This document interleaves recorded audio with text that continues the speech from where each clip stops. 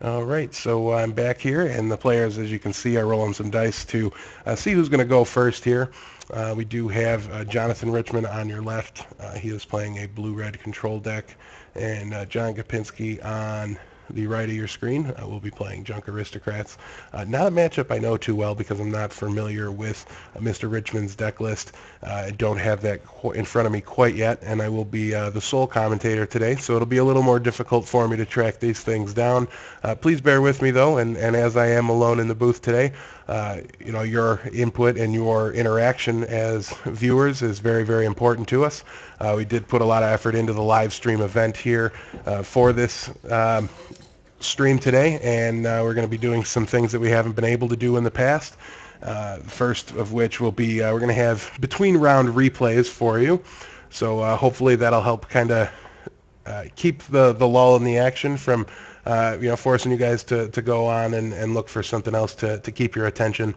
But we'll have to get your feedback as to how that is playing for you and how you guys enjoy that. The players have gotten the word that they are all set to go, and we will see their match get started here now. I have to think that John's deck will be favored here. I think Voice of Resurgence is just too powerful. As we take a look at his hand, he's got a Tragic Slip, a Young Wolf, a Cartel Aristocrat. Was not really able to see much else at the moment, but we'll have to see exactly how things play out. The Voice I mentioned was not present in his hand that I can see.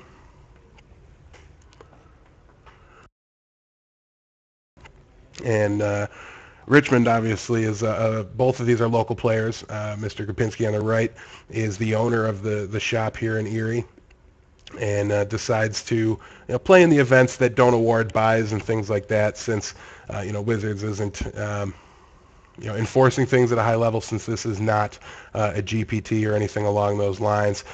This is just a great tournament for some local players. As we see, John drops down to 18 here to play as Young Wolf. You'll have to forgive me if there is any delay in the life total changes. That's something I'm doing myself today as well in the booth. Another change that we're making as John swings for one here with the Young Wolf and knocks Mr. Richmond down to 19. And he gets double Doom Traveler on the board. So a very aggressive start here for John, and even more importantly, a start that is very resistant to any sort of board sweeps that John might be able to. Well, they're both John here, so it might get a little confusing. I'm just going to call him by last name. If Richmond's able to pull up a board sweep, something like, can't remember the name of the 3-drop one that sweeps for 2, but anyways, the action is continuing here. John attacks for 3. John Gopinski, that is, drops Mr. Richmond down to 16.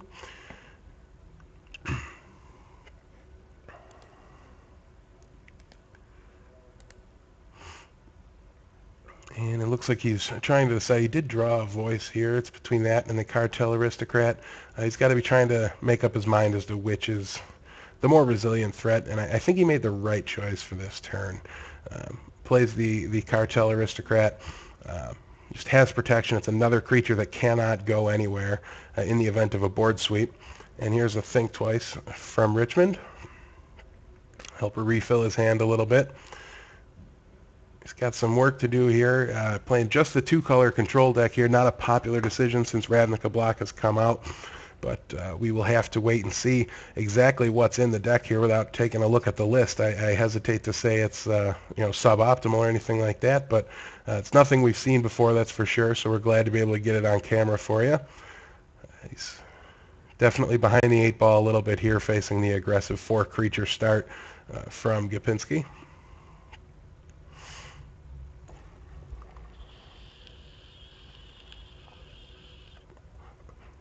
Pillar of Flame targets the Cartel Aristocrat. The Doom Traveler jumps in front to save it. And an Izzet Charm is going to attempt another 2 damage at the Cartel Aristocrat. And I have to think that we will see another creature sacrifice. Looks like it'll be the Young Wolf. As John, I'm sure, is looking for, both Johns are looking for tokens.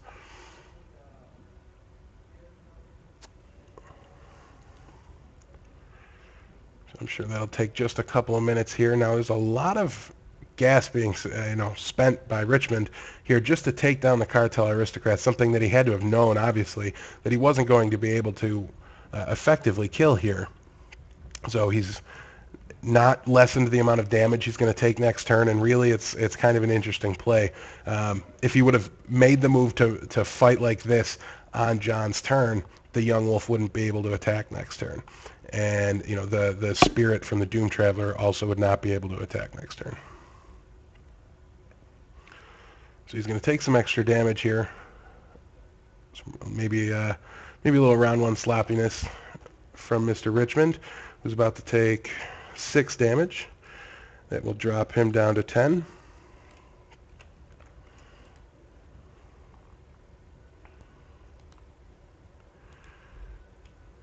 And John just plays his voice in a tapped land, holding back nothing but a tragic slip, and Richmond has given us no sneak peek of his hand whatsoever.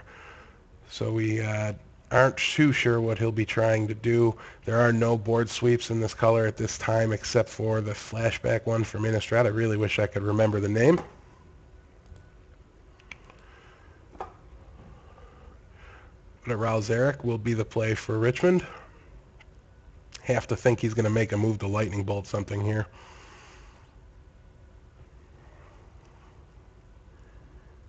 And it should be the Young Wolf. He'll likely need to do some inefficient bouncing here on the Voice of Resurgence, but yeah, Richmond is just in a terrible, terrible spot at the moment.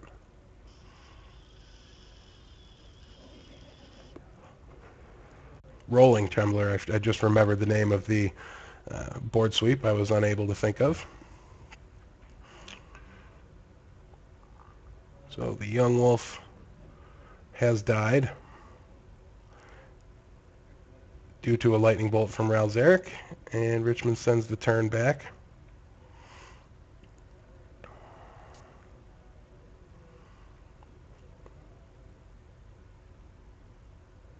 John is sure to just remain aggressive here.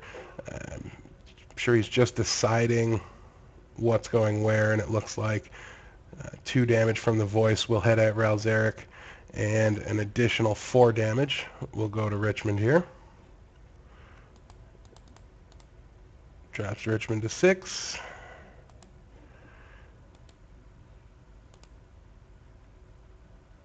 And I'm very curious what John's draw was for the turn.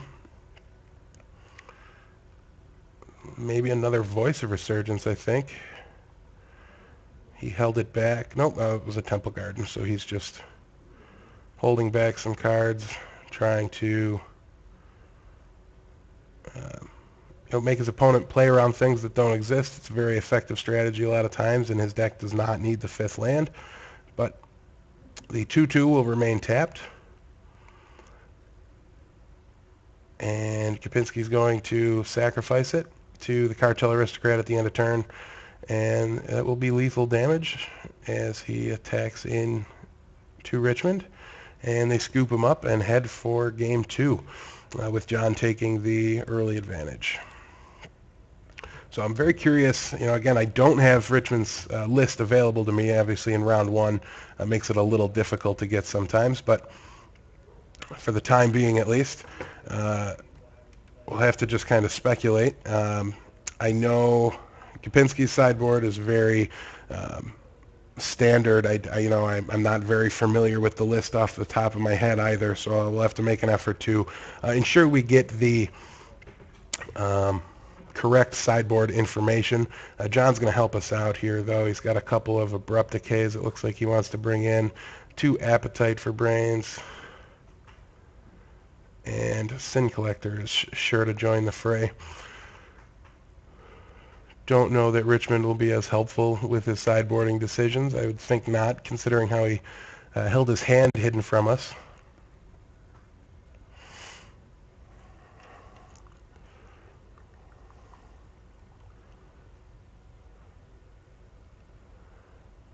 So we take a look.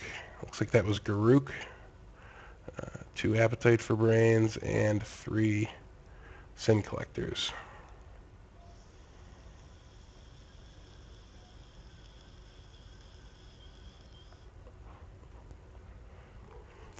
as John pulls his tragic slips to the front, as they seem to be suboptimal to say the least here.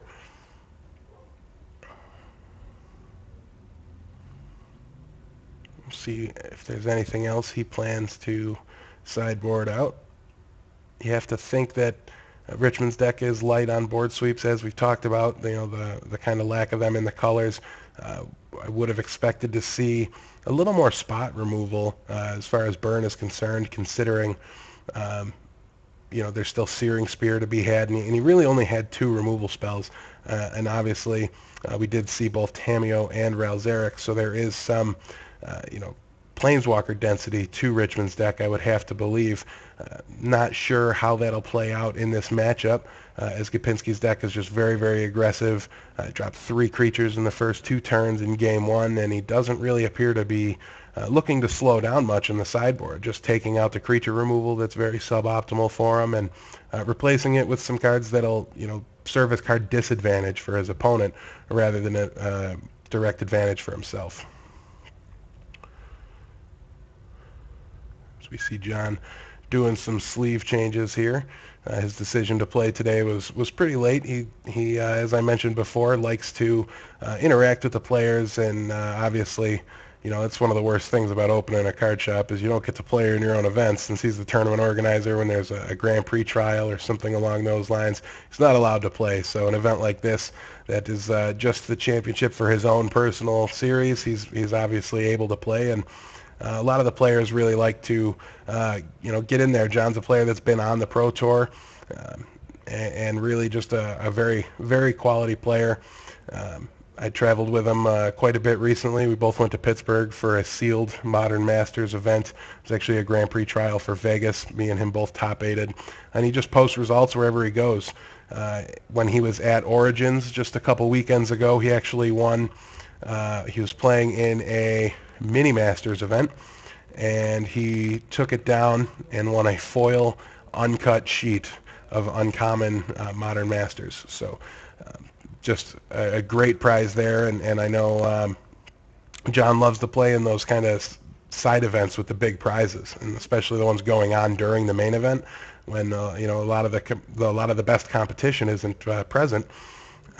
You know, it makes for a very smart way to choose your events.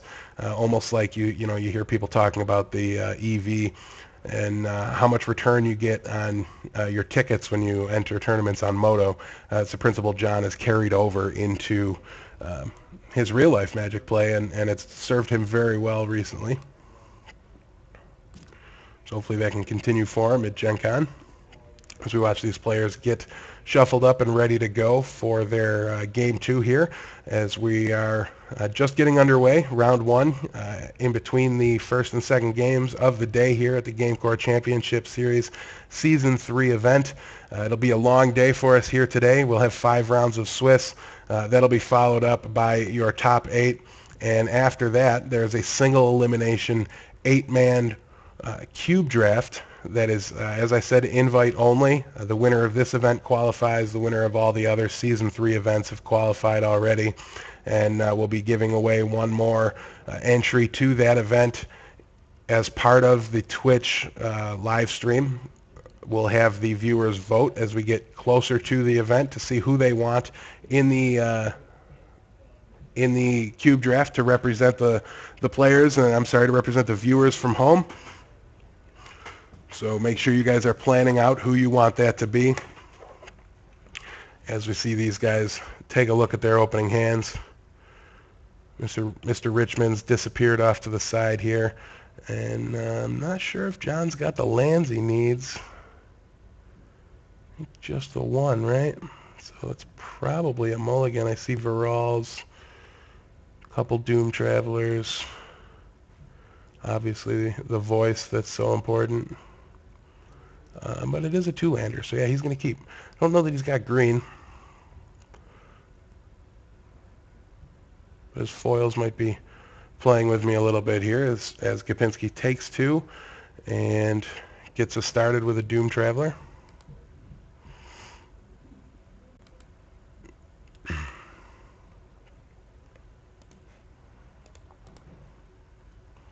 Get the games updated. There we go. And Gopinski has green now regardless, so I think we might be seeing a turn 2 Voice of Resurgence as he drops Richmond down to 19.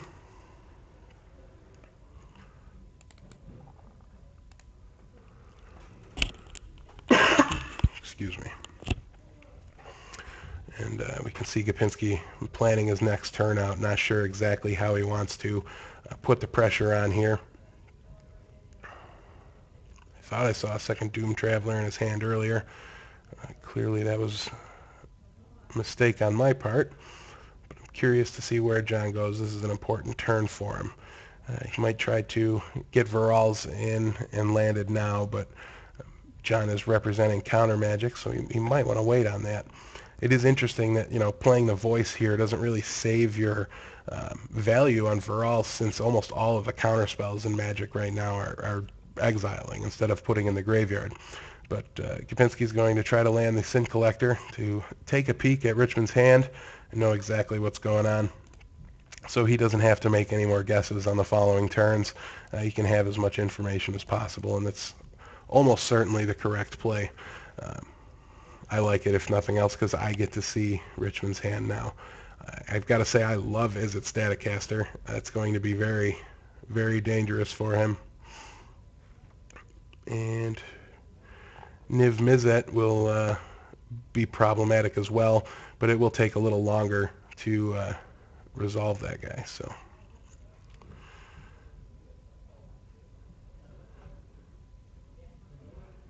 not sure. Is that Flames of the Firebrand? Is that 3 damage, 2 damage, 1 damage? I'm just not positive. I'm expecting Gopinski to take turn and burn. I'm just, as I said, unsure what that second legal target is for the Sin Collector. And it'll be a minute or two here as we wait on a judge call. So just bear with us.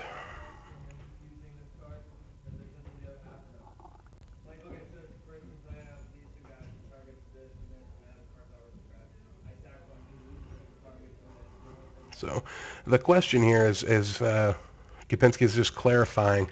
Now, if Richmond uses the fuse to turn and burn to say, turn the Doom Traveler, burn the Sin Collector, and one of the targets is no longer there, does the other half of the spell resolve? And I'm sure Gopinski has a pretty solid guess as to what it is, but this is not a situation, and this is a good lesson for newer players to learn. It is never a bad thing or never a problem to ask a judge when you're unclear on something. And this is exactly what Gopinski's doing. He's getting the exact clarification he needs, so that way he doesn't make a suboptimal choice. Even if he thinks he knows, some of these situations don't come up every day. And if you're not 100% positive, you don't have any idea. And that's the way that he's, everybody should approach these situations, and they should just get clarification from the judge, so that way they're protected from any sort of, bad calls. And he leaves the turn and burn in the hand, and I think that is due to the judge call, but I don't know for sure. And we'll see. The Sin Collector is not long for this world, as the Izzet Staticaster takes it down right away. So Gopinski's path to victory is clearly going to go through the Virals that's in his hand. He's going to be needing to use that to take advantage of the scavenge ability.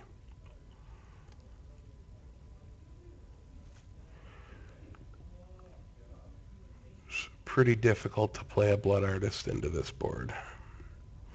And that was Gopinski's draw. As we see, he's deciding between the Blood Artist and the Cartel Aristocrat. He can feasibly play both of them.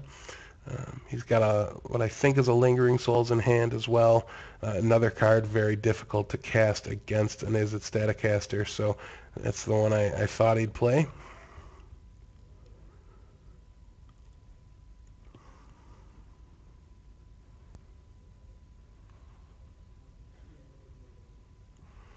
I think I would have pushed into combat first, unless he just didn't plan to attack. Maybe you get the Staticaster to tap, which could potentially let him know he's able to cast Virals and then um, scavenge the Doom Traveler immediately onto its own token to keep that guy from being in such a precarious range. Looks like he used the start of combat to get the Izzet Staticaster tap to make room for the Blood Artist. So solid play for Kapinski. It's not, as we said, it's not ideal to be casting a Blood Artist into an Izzet Staticaster, but now that forces Richmond to deal with the Blood Artist before he spends resources trying to kill the Cartel Aristocrat or really anything that could just swing in for damage next turn. So Kapinski's just trying to maximize damage, while obviously Richmond is trying to counteract that by preventing as much of it as possible. And the Izzet Staticaster is doing the vast majority of his work for him in this game. But Niv Mizzet will be near impossible for Kapinski to take down. So we see that Jace, Architect of Thought, likely tick up encounters. Yep.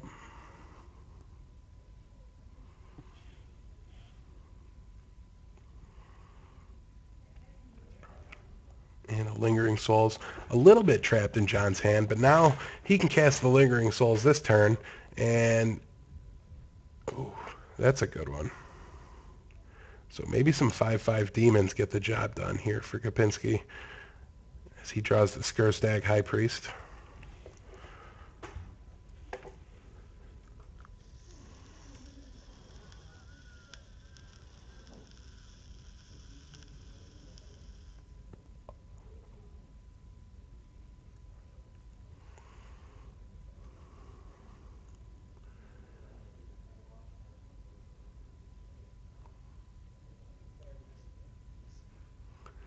Trying to see what the gold card is there in John's hand, or Kapinski's hand, I should say.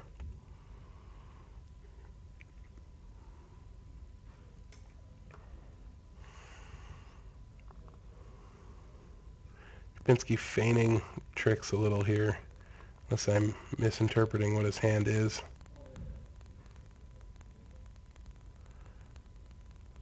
No harm, no foul here. Other than I think I may have wanted to use the Cartel Aristocrat to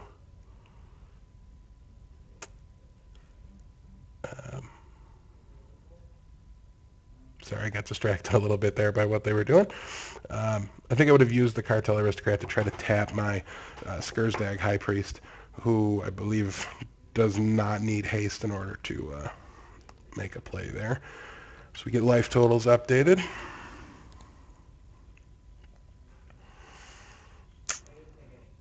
Not sure exactly how blockers worked. I'm fairly certain the Aristocrat was blocked, but we do have a life total spotter out there, so I will wait for her to get us that update here in just 1 second.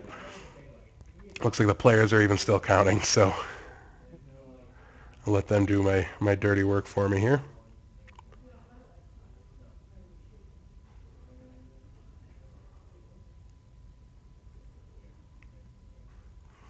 But do believe we had a forgotten trigger on the Jace Architect of Thought. And it looks like 17 to 19 is the correct update.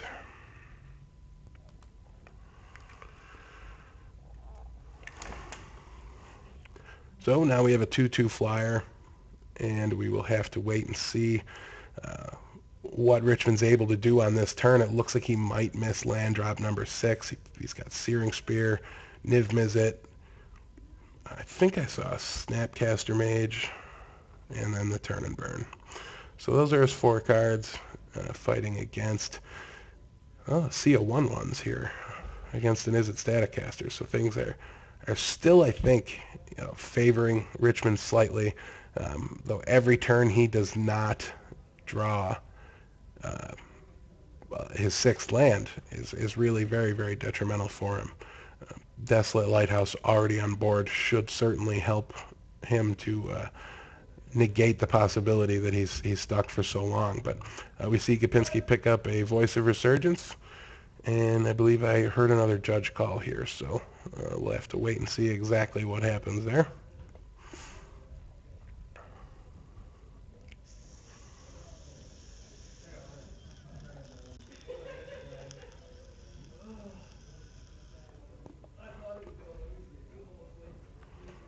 It sure looks like the turn and burn in Richmond's hand is still very much the subject of the judge discussions going on here.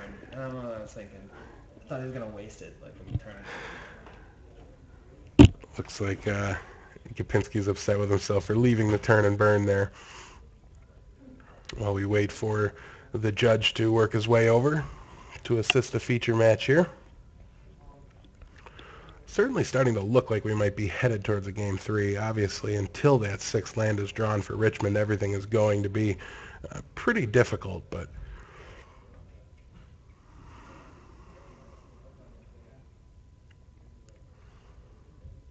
just can't be sure. As we see, attackers are declared. The Aristocrat and the 2/2 token are headed into the red zone.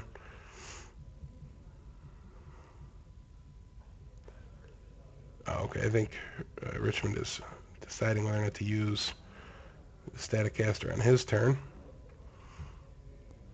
As we see the burn half of turn and burn get used on Ferals.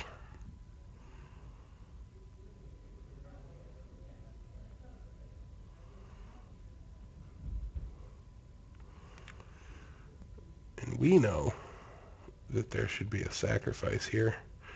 That Ferals seems to be the best path to victory here.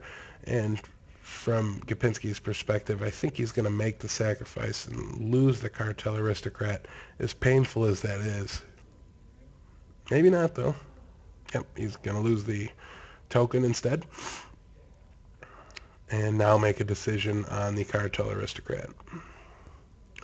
I think it's the right one to get rid of it here, because the next turn he can play the Voice of Resurgence to have a sack outlet, to save Verals, have 2 sack outlets for that matter. Not that Richmond, not that he'll need 2, nor that he really wants to use the second one either. But the Verals is tapped now because of the Regenerate. And Richmond sends the turn back.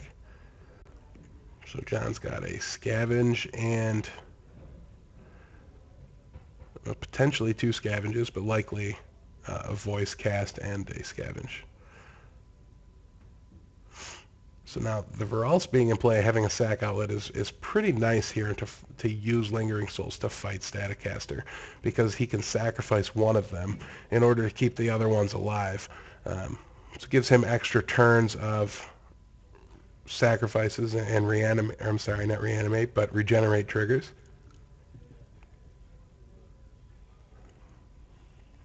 See, as Kapinski's in the tank here. Very curious to see whether he thinks Scavenge Voice is the correct play or not.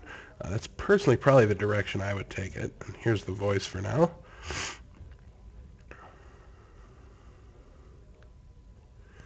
And exactly as I would have drawn it up for myself here, we will see a 4/4 Verals enter into the red zone. Could end up being a 3/4 Verals.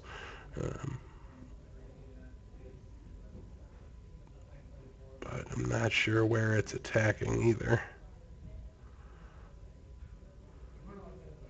Looks like he's just going to take Jace down a peg or 2. Richmond has no plays, just continues to miss land number 6. Really running out of options. He's got a Snapcaster Mage left to try to do some damage. He's going to have a tough time, though. But Snapcaster is a card that, it can block, so it can change some math very quickly.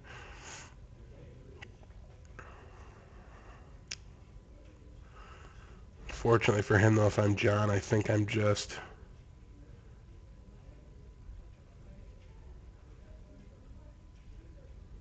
What's happening? Oh, okay. We're using the Jace ability. So Kapinski's got to separate these cards into 2 piles, and Richmond will receive one of them into his hand. The rest of them go onto the bottom of his library, whatever order he chooses. And it looks like the Flames of the Firebrand is the card that Kapinski's decided he would like John to have the most, which means that it stands alone in the pile.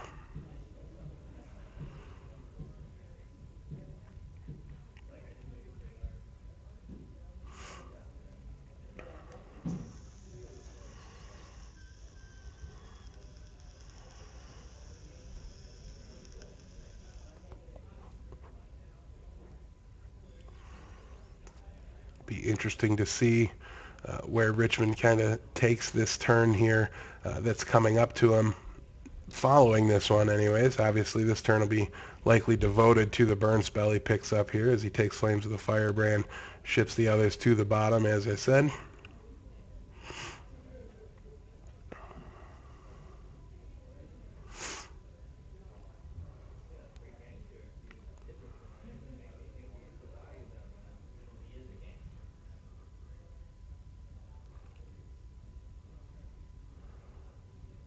Really was hoping to see that Niv Mizzet hit the battlefield in this game, but it just doesn't seem to be in the stars. I've started to see it get played in the red, white, blue control deck, which I think just has a little more firepower here than Richmond's blue-red version. You don't get to play War Leader's Helix, you don't get to play Assemble the Legion, Sphinx Revelation, Supreme Verdict.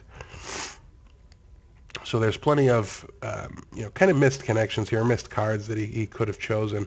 He's going to go with Snapcaster and Searing Spear. He has to do it on his turn without increasing the effectiveness of that Voice of Resurgence a little too much for his liking.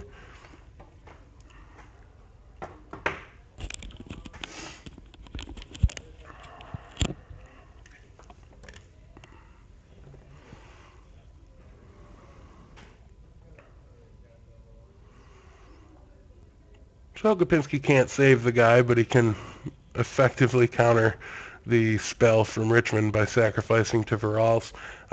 Protects him against any further death here with the regeneration shield on him. 4 damage was kind of ambitious, but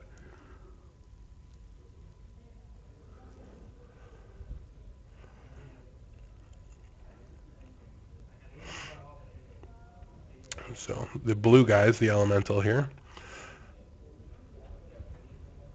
Oh, looks like we might actually be getting one.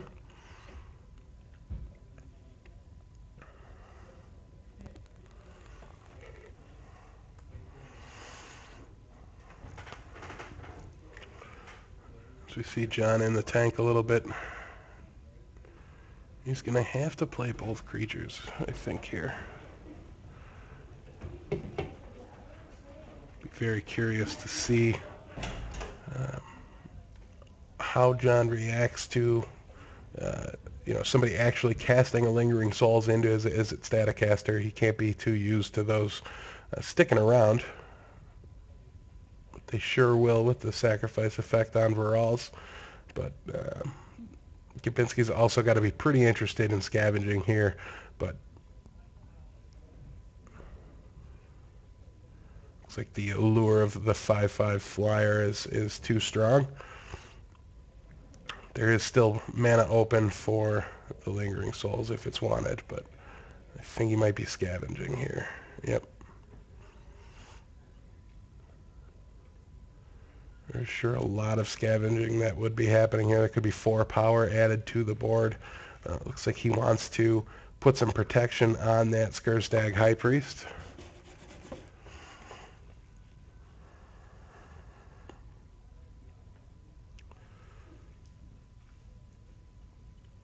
So that makes a 4/4, a 3/4, and a 3/3 creature on Gopinski's side. Everything now too big to be blocked by the Izzet Staticaster.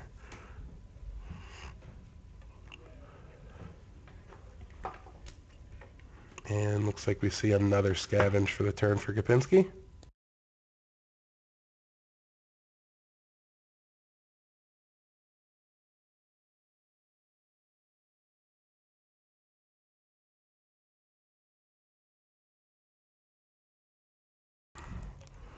So take a look here how these attackers get handled by Richmond. Is 7 power entering the red zone, and there's really nothing in Richmond's hand that he can do, so it's really just coming down to how blockers are going to be laid out.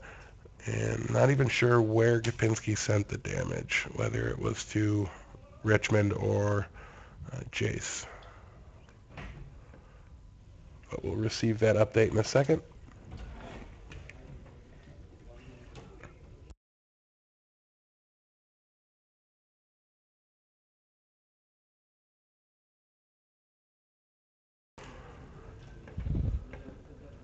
And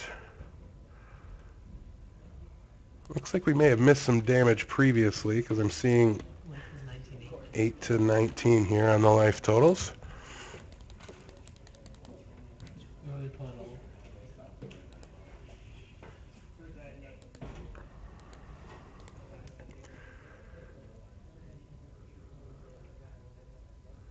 Oh, okay, I didn't notice. Yep, the extra 2 damage from the scavenge was added to the voice token here. To really kind of muck things up for Richmond, who has no good blocks anymore. Flames the Firebrand doesn't kill anything. It would have to team up with a Snapcaster Mage to take anything down. But he did hit 6 land now, so Niv Mizzet, if not now, when, right? So I would like to think that's what's going to happen. That or Aetherling. And Niv Mizzet seems the better option of the two. Just the ability to ping down some creatures seems good enough.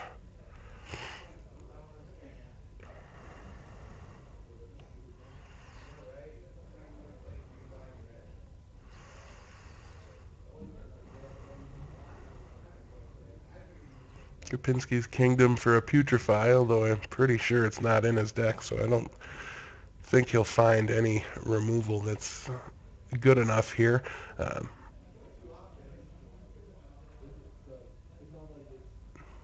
Don't know how many Tragic Slips are sideboarded out, but I'd have to imagine it at least all of them.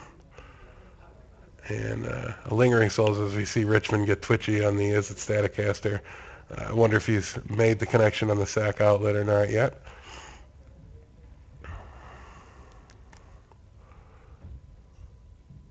And he's just hovering over it, ready to take down 4 at once. You can certainly invalidate them regardless, with a plus on Jace.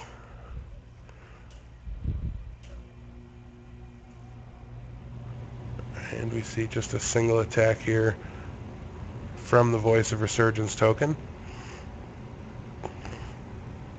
Because as soon as Morbid is active, and it now is, we're going to see the Skurstag High Priest trigger hit the stack, I would think. And Big Demon. So 5/5 Demon added to the board for Kapinski here. So we make do with a black and white Spirit token. And Blood Artist was the draw for Kapinski. So with, considering the low life totals, it'll do a considerable amount here to help him in just finishing off the game, when you consider he can sacrifice every guy before he passes priority. And that'll mean 1, 2, 3, 4, 5, 6, 7, 8 damage. So if Richmond allows the Blood Artist to resolve with no responses, he's dead. And Kapinski can do 8 damage to him this way because of Viral's the Scar Script, Scar Striped, I believe, and I'm not sure which.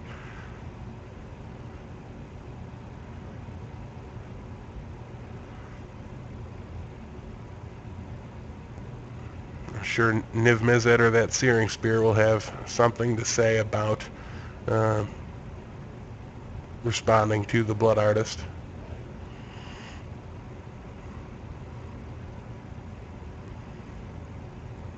Kapinski certainly can't be expecting to play around any sort of life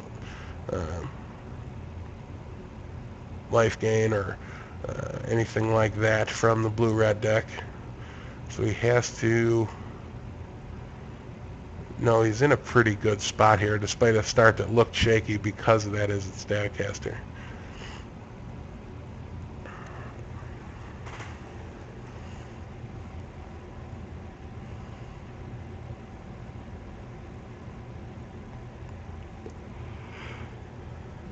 As we wait to see how Richmond decides to plan out this turn. Unfortunately for him, he's got those big guys he can't really deal with, effectively with his Niv Mizzet. He's going to have to block. But here it looks as though he's going to stack up some targets with the Flames of the Firebrand.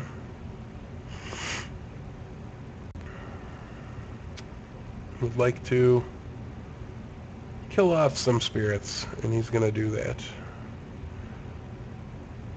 John with nothing to say about that. Sacrificing 2 Varels will not help him unless Richmond has an opportunity to deal with them, or to deal with the Varels directly here through another burn spell. Then it would be a live card, and he would be able to force him to lose another creature by sacrificing to regenerate Varels. As Richmond lays another Jace.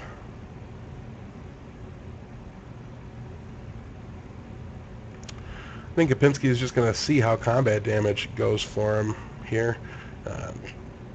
Volunteer to lose his 5/5.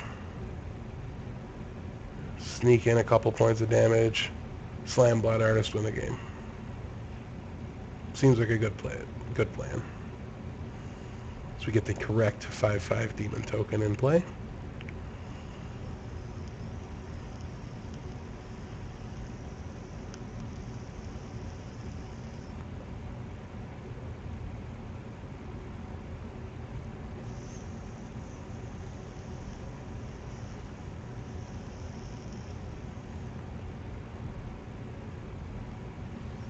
Should be kind of a gotcha moment here.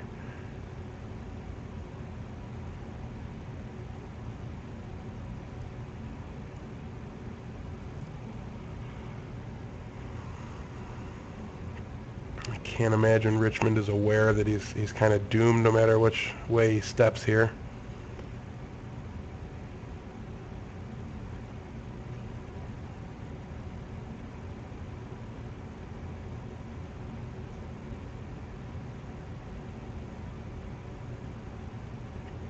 And that should do it for the Izzet Staticaster, making Blood Artist number 2 even more powerful. Apart from almost immediately game winning.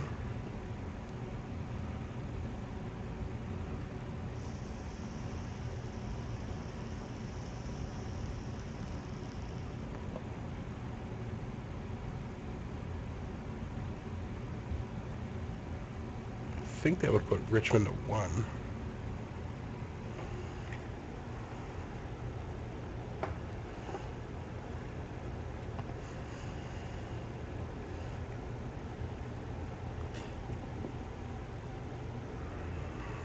I'll put him to 3. So 3 triggers. We'll take the match here for Kapinski.